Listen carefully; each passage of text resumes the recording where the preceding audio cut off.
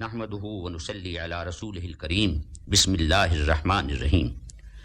اپنی روزمرہ کی زندگی پر نظر ڈالیے، معلوم ہوگا کہ ہمارے رب نے ہم کو اتنی بے شمار نعمتوں سے نوازا ہوا ہے کہ ہم ان کا شکر ادا کرنا چاہیں بھی تو نہیں کر سکتے۔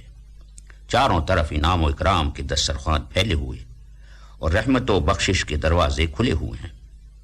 رمضان مبارک کے بابرکت مہینے کو ہی لیجئے، اس کا پہلا عشرہ رحمت، دوسرا مغفرت اور تیسرا دوزخ سے رہائی کا ہے۔ ہمارا رب اپنے بندوں کی ضروریات سے باخبر ہے، اپنی مخلوق پر حد درجے شفیق اور رحیم بھی ہے۔ وہ ان کے لیے تنگی نہیں بلکہ آسانیاں چاہتا ہے۔ پورے دن کی معاشی جد و جہد، جسمانی محنت اور ذہنی تھکاوٹ کے بعد ہر شخص کی یہ خواہش ہوتی ہے کہ اسے آرام کے لیے اتنا وقت مل جائے کہ وہ اپنی جسمانی استعداد اور اپنی ذہنی صلاحیتوں کو بحال کر کے دوبارہ اپنے فرائض ادا کرنے کے قابل ہو جائے۔ مولا کریم نے اس اہم ضرورت کی تکمیل کے لیے اپنے بندوں بلکہ ہر جاندار کو رات کی عظیم نعمت بھی عطا فرما دی، جس کے ذریعے ہر ذی روح کو وہ سرور اور اطمینان ملتا ہے جس کے بغیر زندگی کی ساری لذتیں اور راحتیں ہیچ ہیں۔ اللہ کے نیک بندے رات کے پہلے حصے میں آرام کر کے پچھلی رات کو اپنے معبود کو خوش کرنے کے لیے اپنی راتیں گریہ وزاری اور رکوع و سجود میں گزارتے ہیں۔ روحانی بلندیوں پر جو نفوس قدسیہ بھی پہنچے، اس میں ان کی شب بیداریوں کو بہت بڑا دخل تھا۔ عطار ہو، رازی ہو، رومی ہو، غزالی ہو، کچھ ہاتھ نہیں آتا بیاہ سرگاہی۔ مقبولان بارگاہ الہی اپنے سجدوں میں اشک بار آنکھوں اور ٹوٹے ہوئے دلوں کے ساتھ اپنے معبود کی بارگاہ میں التجائیں جب پیش کرتے ہیں تو ان لمحات میں کیف و سرور کی ایک دنیا آباد ہوتی ہے۔ رمضان مبارک کے مقدس مہینے کی پاکیزہ راتیں تراویح اور سحری کی برکتوں سے پورے ماہ روشن اور پر رونق ہوتی ہیں۔ انعامات و اکرام کی بارش ہوتی رہتی ہے۔ ہم اپنے معبود کے احسان و نوازش کا کس طرح شکریہ ادا کریں کہ اس نے مزید 5 عظمت و فضیلت والی راتیں بھی عطا فرما دیں۔ ان راتوں کی بلندیوں اور برکتوں کا اندازہ لگانا فہم انسانی سے بالاتر ہے۔ اس عظیم رات کی اہمیت کا اندازہ اس امر سے لگائیے کہ اللہ تعالی نے 30ویں سپارے میں ایک پوری سورت شب قدر کی فضیلت کے بارے میں نازل فرمائی ہے۔ ارشاد ربانی ہے، ہم نے اس قرآن کو شب قدر میں نازل کیا، تم کیا جانو کہ شب قدر کیا ہے؟ شب قدر 1000 مہینوں سے زیادہ بہتر ہے۔ فرشتے اور روح القدس اس میں اپنے رب کے اذن سے ہر امر خیر کے لیے اترتے ہیں۔ یہ رات سراسر سلامتی ہے طلوع فجر تک۔ شب قدر کے 2 معنی ہیں اور دونوں ہی یہاں مقصود ہیں۔ ایک یہ کہ یہ وہ رات ہے جس میں تقدیروں کے فیصلے کر دیے جاتے ہیں۔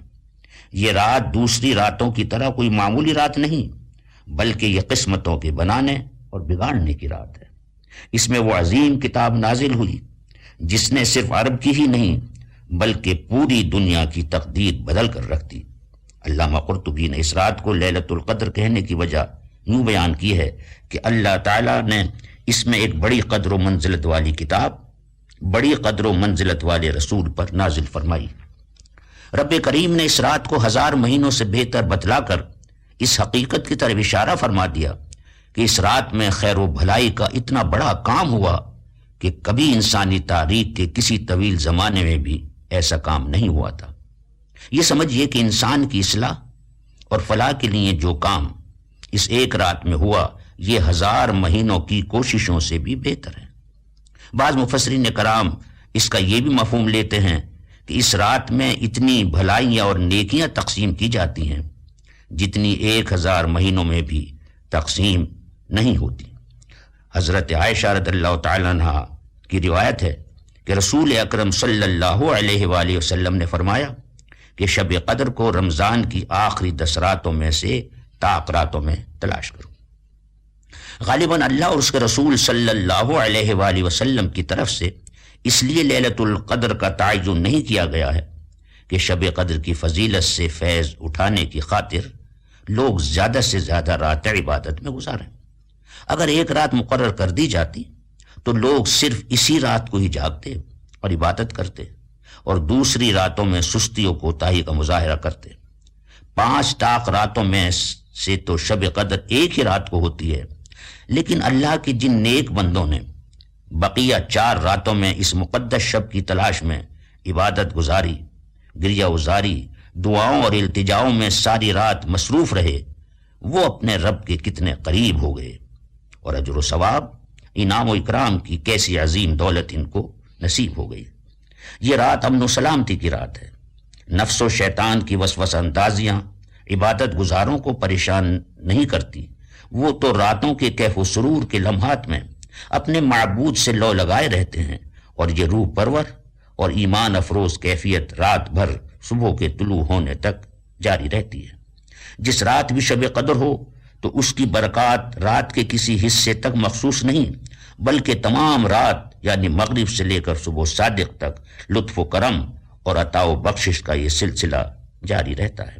مشکاۃ شریف میں حضرت انس رضی اللہ عنہ سے روایت ہے کہ نبی اکرم صلی اللہ علیہ وآلہ وسلم نے فرمایا کہ جب شب قدر آتی ہے تو حضرت جبریل علیہ السلام فرشتوں کی جماعت کے ساتھ نازل ہوتے ہیں، تو ہر اس شخص کے لیے جو ذکر و اذکار، تسبیح و تحلیل، تلاوت قرآن پاک اور نوافل کی ادائیگی میں مشغول ہوتا ہے، اس کے لیے دعائے مغفرت و رحمت کرتے ہیں۔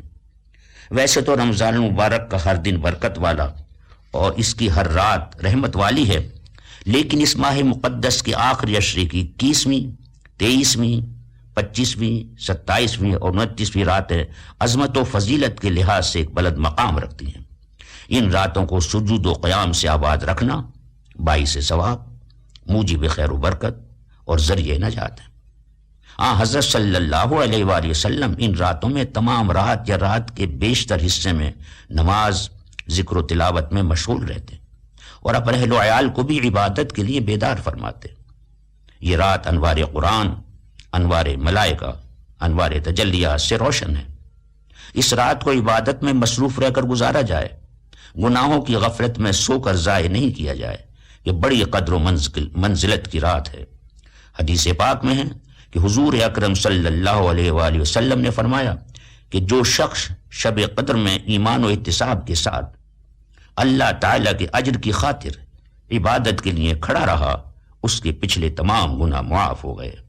بس اس شب میں جتنے بھی قیام ہیں ان کو ضائع نہ ہونے دیجیے، مثلا تراویح نہ چھوڑیے۔ 20 رکعتوں کے قیام کا ثواب حاصل ہوگا۔ نماز مغرب و عشاء کو مئی سنت موقدہ اور غیر موقدہ کے اور دیگر نوافل بھی ادا کریں، تاکہ غروب آفتاب کے بعد ہی سے ہی اس کو قیام اللیل کی برکت و سعادت حاصل ہوتی چلی جائے۔ مغرب اور عشاء کی نماز کو بھی اس شب جماعت سے کوئی ادا کرے، تہجد بھی پڑھے، تو بھی قیام اللیل کے ثواب سے وہ محروم نہیں رہے گا۔ تاجدار دو عالم صلی اللہ علیہ وآلہ وسلم نے شب قدر میں اس وظیفے کو بھی کثرت سے پڑھنے کی تاکید فرمائی ہے۔ اللہم انک عفو کریم تحب العفو فاعف عنی، اے اللہ تو بڑا معاف کرنے اور کرم کرنے والا ہے، عفو درگزر کو پسند کرتا ہے، تو مجھے بھی معاف فرما دے۔